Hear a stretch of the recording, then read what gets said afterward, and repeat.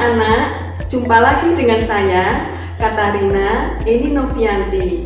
Kali ini kita akan belajar tentang pesawat sederhana yang merupakan salah satu mata pelajaran, yaitu IPA kelas 8. Supaya kita semangat untuk belajar, mari kita tepuk salam IPA. I, P, A, IPA. Baik, mari kita masuk pada pembelajaran kali ini.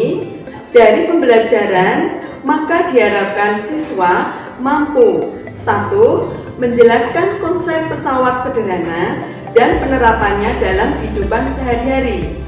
2. Menyajikan hasil penyelidikan dan pemecahan masalah tentang manfaat penggunaan pesawat sederhana dalam kehidupan sehari-hari. Indikator pencapaian kompetensi. 1. Mengidentifikasikan jenis-jenis pesawat sederhana. 2. Mengidentifikasi pesawat sederhana yang ada di rumah. 3. Mengidentifikasi permasalahan di lingkungan sekitar yang dapat diatasi dengan menggunakan pesawat sederhana. Apa itu pesawat sederhana? Oh ya, kita tentu pasti pernah mendengar tentang pesawat.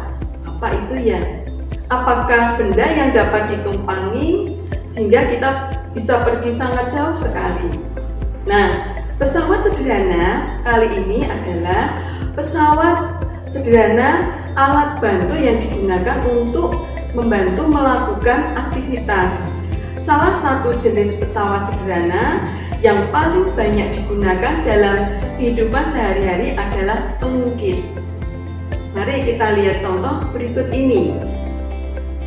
Yang pertama, pada gambar yang bagian paling atas sebelah kiri, itu adalah anak-anak yang sedang bermain jungkat-jungkit.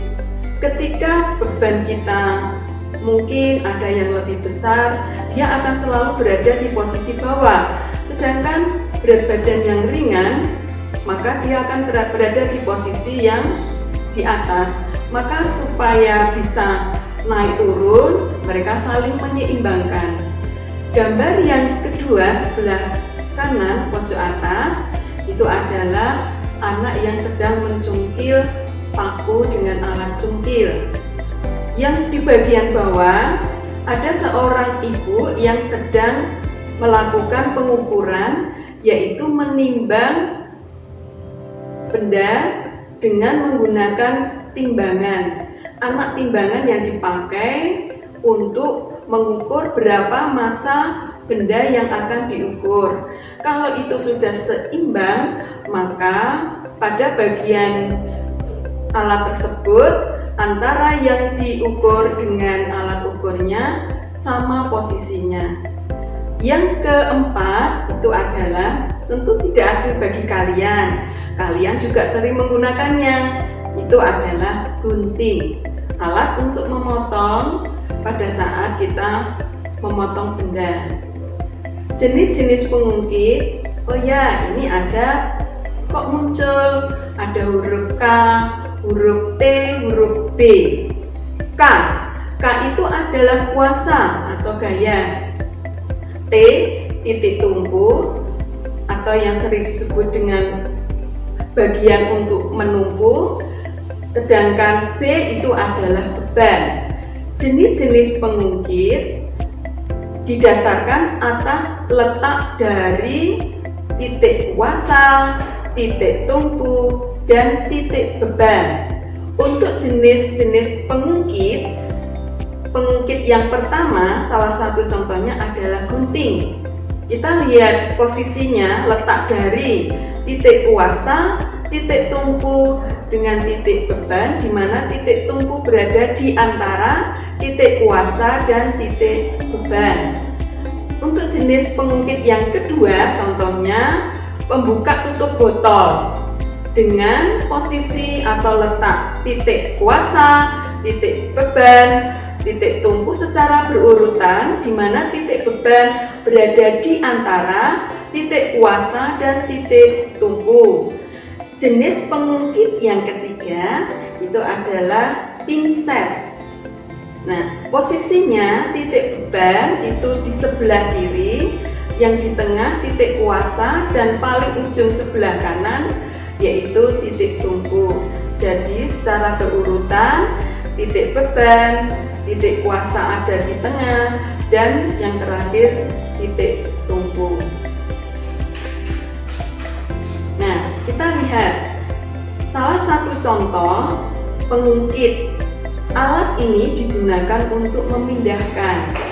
Ada istilah yang kita kenal, yaitu lengan kuasa, kemudian titik tumpu, lengan beban. Sedangkan benda yang akan kita angkat di sini adalah beban, sedangkan orang yang akan mengangkat harus memberikan gaya atau kuasa untuk memindahkan. Sedangkan lengan beban itu jarak antara beban dengan titik tumpu, sedangkan lengan kuasa itu jarak antara titik tumpu dengan kuasa. Simbol-simbol yang dipakai antara lain FB itu menyatakan keterangan gaya beban, LB lengan beban, LK lengan kuasa, FK gaya kuasa. Syarat kesetimbangan pengungkit yaitu dengan menggunakan persamaan FB kali LB sama dengan FK kali LK, di mana dalam materi ini juga menentukan berapakah keuntungan mekanis dari pengungkit. Apa itu keuntungan mekanis? Keuntungan mekanis adalah perbandingan antara beban yang diangkat dengan kuasa yang dilakukan. Sehingga kalau dirumuskan, keuntungan mekanis besarnya FB dibagi dengan FK. Dari video pembelajaran ini dapat disimpulkan bahwa besarnya gaya yang diberikan untuk memindahkan benda salah satunya ditentukan oleh jarak benda dengan titik tumpu, seperti yang dicontohkan pada tayangan di awal video pembelajaran. Dan tentunya dengan menggunakan linggis sangat menguntungkan. Ingat pesan ibu di masa pandemi, mencuci tangan pakai sabun dengan air mengalir, memakai masker, jaga jarak, makan makanan yang bergizi, istirahat cukup, olahraga secara teratur. Sampai jumpa lagi.